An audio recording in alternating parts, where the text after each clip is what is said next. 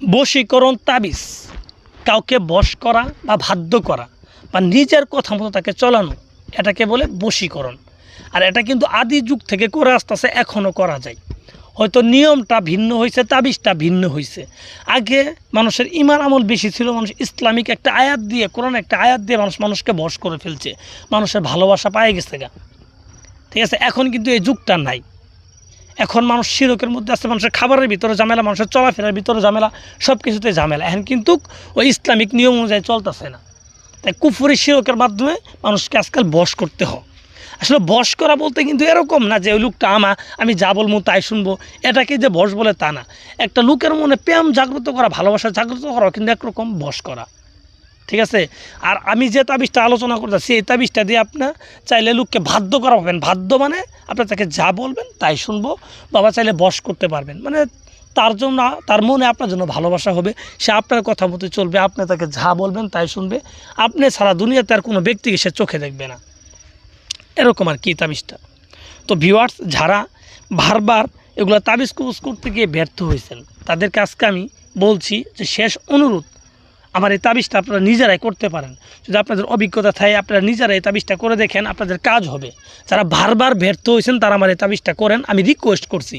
এবং আপনারা যদি করেন, এর বিনিময়ে আমাকে কোনো অর্থ দিতে হবে না, কোনো কিচ্ছু দিতে হবে না, জাস্ট অনুমতি নেবেন, অনুমতি দিয়ে দিব, আপনারা নিজেরা করবেন। তো কীভাবে করবেন আমি কিন্তু নিয়মটা, সঠিক নিয়মটা কিন্তু আপনাদের আমি বলে দিব, যারা করতে চান।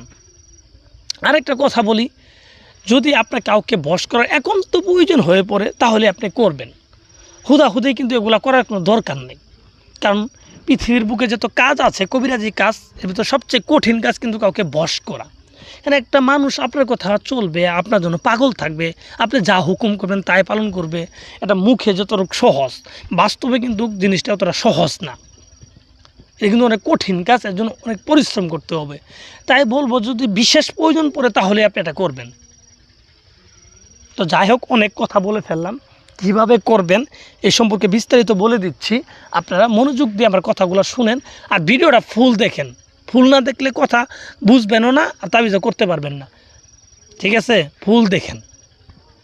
তো তাবিজটা যারা করতে চান, যার জন্য বশ করতে চান, প্রথমত তার একটা ছবি নেবেন, তার নাম, তার বাবার নাম, মায়ের নাম জেনে নেবেন। মেয়ের ক্ষেত্রে মায়ের নাম, ছেলের ক্ষেত্রে বাবার নাম, এই নামটা জেনে নেবেন।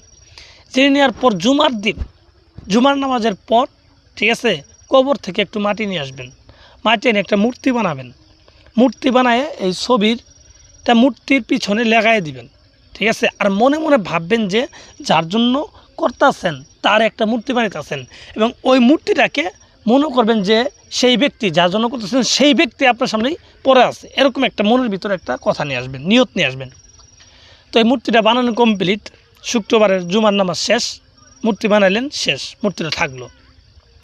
থাকার পর এশার নামাজের পর, রাত্রে এশার নামাজের পর এই মূর্তিটাকে নিয়ে সোজা যাবেন, একটা শ্মশানে যাবেন। শ্মশানে গিয়ে যেখানে শ্মশানে চিতাটা পুরা, সেই জায়গায় বসবেন দক্ষিণ দিক মুখ করে। তো বসলেন, বসার পর এই মূর্তিটাকে সামনে রাখলেন। রাখার পরে মূর্তির গায়ে এই তাবিজটা সুন্দরভাবে লিখে দিবেন একটা কলম দিয়ে। ঠিক আছে, একটা কলম দিয়ে, সেই কলমটা হবে ডালিম গাছের ডাল কেটে কলম বানাবেন। ডালিম গাছের ডাল কেটে কলম বানাবেন। এবং কালি বানাবেন কি দিয়ে? কালি বানাবেন যে কোনো অবিবাহিত মেয়েদের মাসিকের রক্ত, ঠিক আছে, কোনো খানকি মানে বেশ্যা যারা পতিতালয় মেয়েদের বীর্য, এগুলো জোগাড় করে, ঠিক আছে, বা যদি নিজের বীর্য দিয়ে যান, নিজের বীর্য দিয়ে, ঠিক আছে, একটা কালি বানাবেন। নিজের বীর্য আর যে কোনো অবিবাহিত মেয়ের মাসিকের রক্ত, এই দুইটা মিশ্রিত করি, ওর ভিতরে গোলাপ জল দিবেন, ঠিক আছে, জাফরান দিবেন, দিয়ে মিশ্রিত করে একটা সুন্দর একটা কালি হবে, লাল টিকটিক করে। এই কালি দিয়ে ডালিম গাছের কলম, ডালিম গাছের ডাল কেটে কলম মানে, সেই কলম দিয়ে মূর্তিটার গায়ে এই তাবিজটা সুন্দরভাবে লিখবেন। ঠিক আছে, তো তাবিজটা লিখার পর, হ্যাঁ, সেই ব্যক্তির নাম তো লেখাই আছে, তারপরে আপনার নাম, আপনার একটা ছবি, আপনার একটা ছবির পিছনে নাম লিখিয়ে আপনার একটা ছবি সেই মূর্তির গায়ে পেঁচাই দিবেন। পেঁচে লাল সুতা দিয়ে পেঁচাই দিলেন। এই ছবি দিয়ে পেঁচায়ে পরে এই মূর্তিটাকে সেই শ্মশানেই আপনি দাফন করে দিবেন, মানে পুঁতে দিবেন। ঠিক আছে, 1 হাত পরিমাণ গর্ত করে এটা পুঁতে দিবেন। পুঁতে দিয়ে সোজা বাড়িতে চলে আসবেন। ঠিক আছে, আসার পরে 3টা দিন অপেক্ষা করবেন। 3টা দিন অপেক্ষা করার পরে দেখবেন সেই ব্যক্তি আপনার পায়ের কাছে হাজির হবে। আপনি যা হুকুম করবেন, হুকুমের গোলাম হইতে বাধ্য, চ্যালেঞ্জ